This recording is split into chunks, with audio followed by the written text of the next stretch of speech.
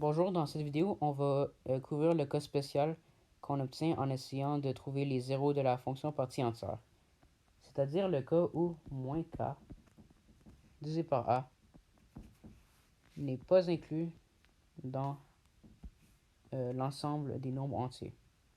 Alors, qu'est-ce que ceci signifie? Je vais devoir élaborer à l'aide de la fonction partie entière générale décrite par les paramètres a, b, h et k.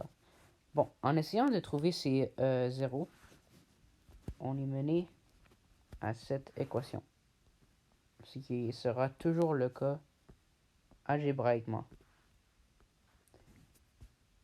Par contre, si le moins k sur a est un chiffre à virgule, c'est-à-dire, comme vu précédemment, il n'est pas dans l'ensemble des nombres entiers, ben on est mené à une contradiction parce que, par définition, la partie entière nous fournit toujours un nombre entier lorsqu'on lui donne un nombre réel quelconque. Par exemple, on lui donne le nombre réel quelconque b fois x moins h, mais elle nous donne le chiffre à virgule moins k sur a, qui démontre la contradiction. Alors, qu'est-ce que cette contradiction veut dire? Ben, on va voir fait que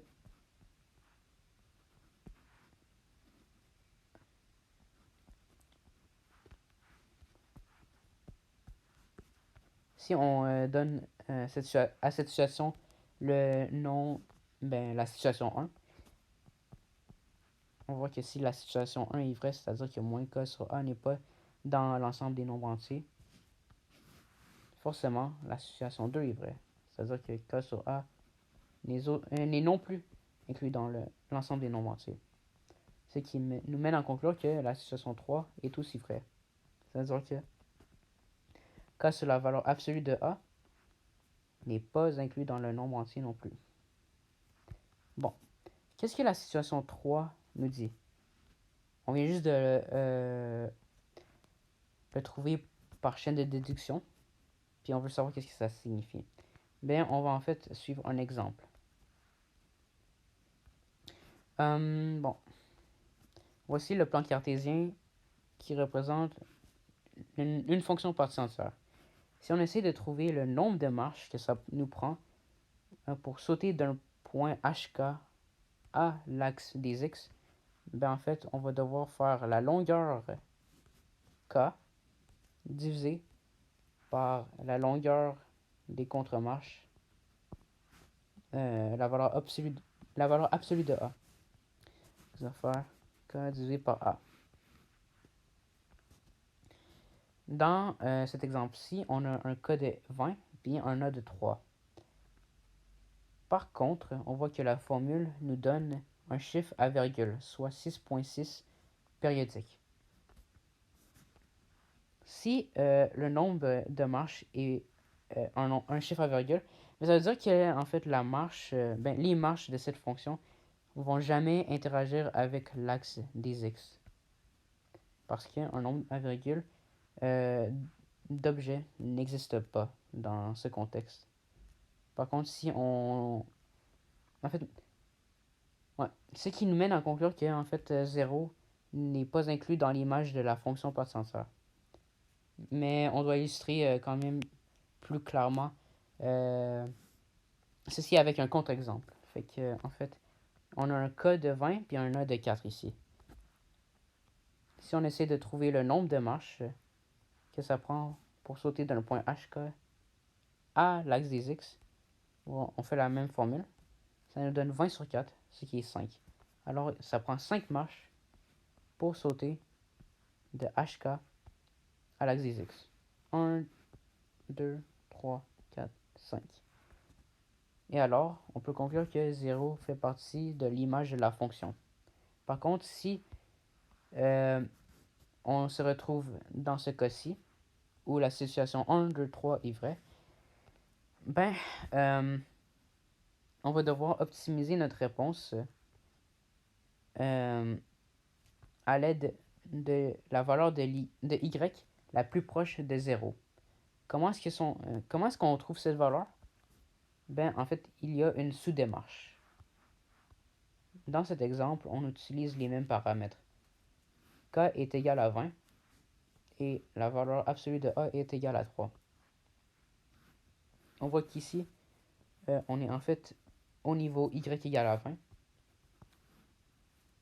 Ici, on soustrait la longueur d'une contre-marche, fait 20 moins 3, ça fait 17. 17 moins 3, ça fait 14.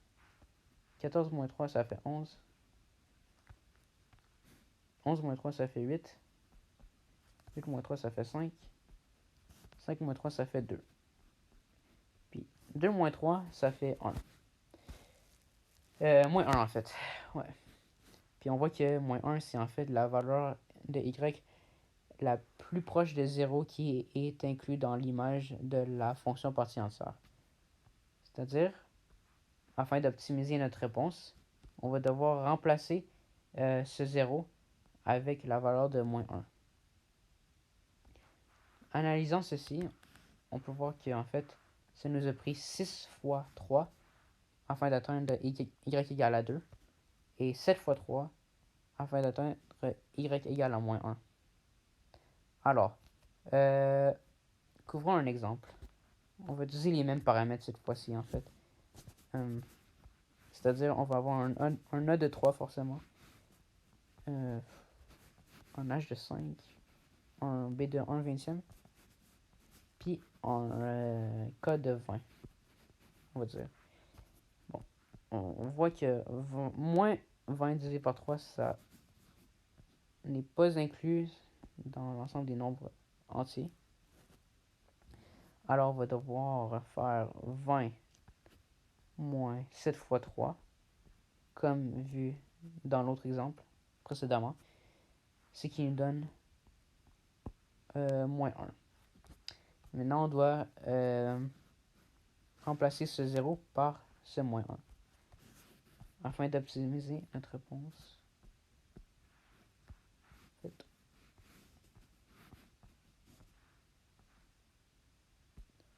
Alors, on peut procéder. Moins 21 divisé par 3, ce qui nous donne cette équation. On voit maintenant que on est laissé avec un nombre entier et on peut convertir cette équation en une équation afin de éliminer la partie entière.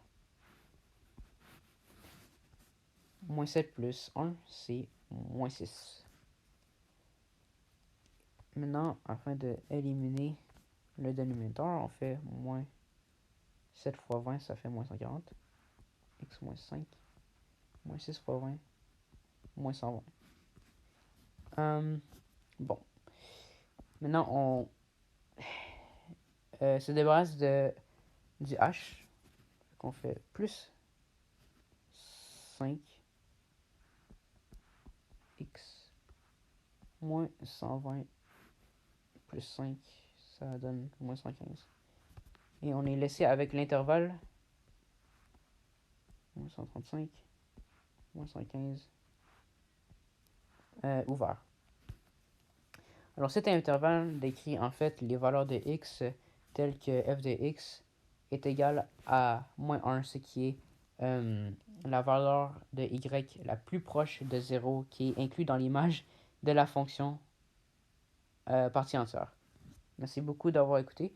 Puis on va couvrir la méthode, en fait, une formule que j'ai divisée afin